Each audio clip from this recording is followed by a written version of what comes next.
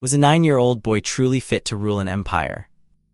Did a makeshift crown of ladies' chaplet really legitimize a throne built on rebellion and papal decree? And could a lineage steeped in bloodshed and betrayal truly forge a dynasty destined for greatness, or was it merely a fragile edifice teetering on the brink of collapse? Rouen surrendered, June 24, 1204. A date etched in blood and ambition, a day that ripped the heart from the Plantagenet dream. Philip Augustus, a viper in velvet, had squeezed the last drop of Norman blood from the English royal coffers. Suddenly, the glittering promise of a vast continental inheritance, a patchwork of duchies, counties, and strategically vital ports, crumbled into a desperate scramble for survival.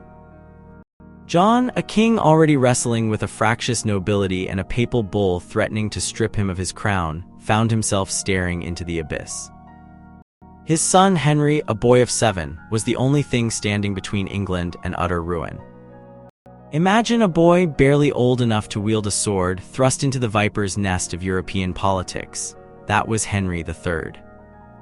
His father John, a man more accustomed to the clang of battle than the delicate dance of diplomacy, left him with a kingdom fractured by rebellion, a treasury bled dry, and a looming French army camped on English soil. The air hung thick with the stench of fear and uncertainty. The fate of the Plantagenets, a name synonymous with power and prestige for centuries, rested on the slender shoulders of a child. The early years were a blur of shadows and whispers. Henry's mother, Isabella of Angoulême, a woman shrouded in mystery and rumored to be a pawn in a complex political game, largely vanished from the scene. She returned to her native Angoulême, leaving the boy to the care of a council of advisors, a motley crew of seasoned warriors, disgruntled nobles, and crucially, the formidable William Marshal, Earl of Pembroke. Marshal, a knight of legendary renown, embodied the chivalric ideal, brave, loyal, and utterly devoted to the crown.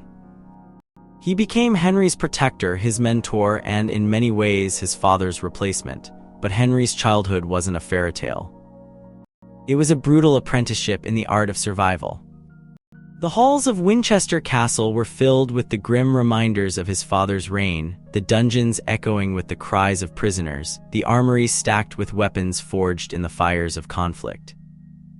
Henry witnessed firsthand the consequences of John's stubbornness, his refusal to yield to papal demands, and his relentless pursuit of power. He saw the resentment of the barons, the simmering discontent that threatened to boil over into open rebellion. The Battle of Bouvines in 1214 was a devastating blow. It wasn't just a military defeat, it was a symbolic annihilation. The Plantagenet dream of a continental empire lay shattered on the fields of France. John, desperate to salvage his position, desperately married Isabella to Henry's cousin, Raymond of Trebes, a move that only fueled the flames of resentment among the English barons. The marriage was a political maneuver, a desperate attempt to secure an alliance and restore the family's fortunes, but it was a cold, loveless union. Then came the rebellion. The barons, led by figures like Robert Fitzwalter and William Marshal, rose up against John, demanding a Charter of Liberties, a document that would limit the king's power and guarantee certain rights to the nobility. John, cornered and desperate, reluctantly agreed to sign the Magna Carta in 1215, but he quickly reneged on his promises, plunging England back into civil war. Henry, a mere boy, was largely shielded from the horrors of the conflict. He spent his days in the relative safety of Winchester, learning the intricacies of courtly life and receiving his education from Peter Des Roches, Bishop of Winchester, a man of formidable intellect and unwavering loyalty to the crown. Des Roches, a shadowy figure with a reputation for ruthlessness, became Henry's closest advisor, shaping his worldview and preparing him for the challenges that lay ahead. The Battle of Lincoln in 1217 was a turning point. William Marshal, in a breathtaking display of courage and tactical brilliance, routed the French army and shattered the rebellion. The victory secured Henry's position as king, but it also solidified the power of Hubert de Burgh, the Justiciar, a shrewd and capable administrator who became the true power behind the throne. De Burgh, a man of humble origins, was a master of political maneuvering. He recognized that Henry's legitimacy was fragile and that the boy king needed a strong, experienced hand to guide him. He skillfully navigated the treacherous currents of the English nobility, suppressing dissent and consolidating royal authority. He was a pragmatist, a realist who understood that survival depended on compromise and cunning. The early years of Henry's reign were marked by a constant struggle for power. He faced opposition from disgruntled barons, ambitious nobles, and the lingering threat of French interference. He was forced to rely on the counsel of his advisors to make difficult decisions and to navigate the complex web of alliances and rivalries that characterized medieval politics. The arrival of Eleanor of Castile, Henry's wife, in 1254 brought a much-needed sense of stability to the court. Eleanor, a formidable woman with a reputation for both beauty and strength, was a queen of exceptional intelligence and determination. She bore Henry 7 children, including Edward, the future Edward I, and Edmund, the future Edward II, a lineage that would shape the destiny of the Plantagenet dynasty. Eleanor, however, was not without her detractors. Rumors of her avarice and her penchant for attracting a retinue of Castilian courtiers fueled resentment among the English nobility. Yet she proved to be a loyal and devoted wife, a steadfast supporter of her husband, and a loving mother.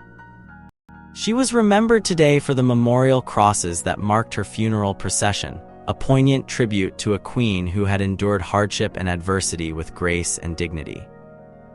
The marriage to Margaret of France in 1299, a young queen barely out of her teens, brought a new dynamic to the court.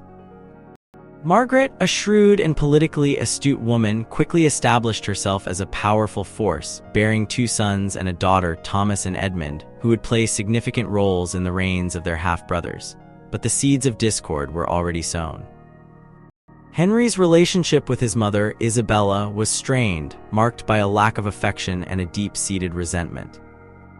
His father's death, a sudden and tragic event, left him vulnerable and exposed. The early years of his reign were dominated by the machinations of Piers Gaveston, the king's favorite, a flamboyant and unpopular nobleman who alienated the barons and threatened to destabilize the kingdom. Edward II's reign, a stark contrast to his father's, was a period of scandal, intrigue, and ultimately, tragedy. His infatuation with Gaveston, his disregard for the established order, and his disastrous foreign policy led to a devastating civil war and his eventual deposition. The story of Edward II is a cautionary tale of ambition, excess, and the perils of unchecked power. The Plantagenet dynasty, once a symbol of strength and stability, was plunged into chaos. The succession was contested, the crown was seized, and the family's legacy was tarnished by betrayal and bloodshed.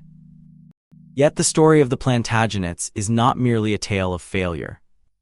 It is a story of resilience, of adaptation, and of the enduring power of family.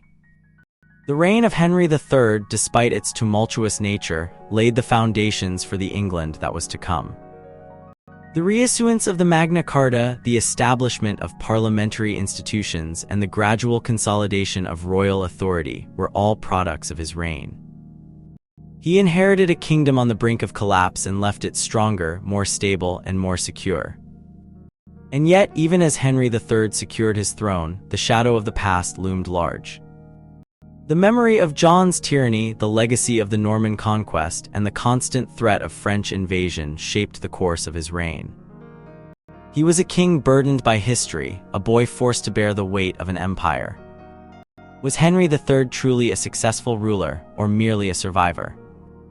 Did his reign represent a turning point in English history, or simply a continuation of the cyclical patterns of conflict and instability that had plagued the Plantagenet dynasty?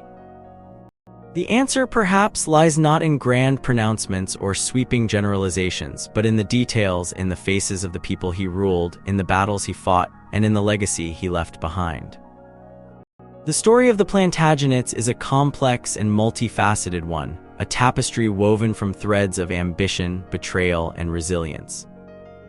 It is a story that continues to fascinate and intrigue, a reminder of the enduring power of family, the fragility of power, and the ever-changing nature of history.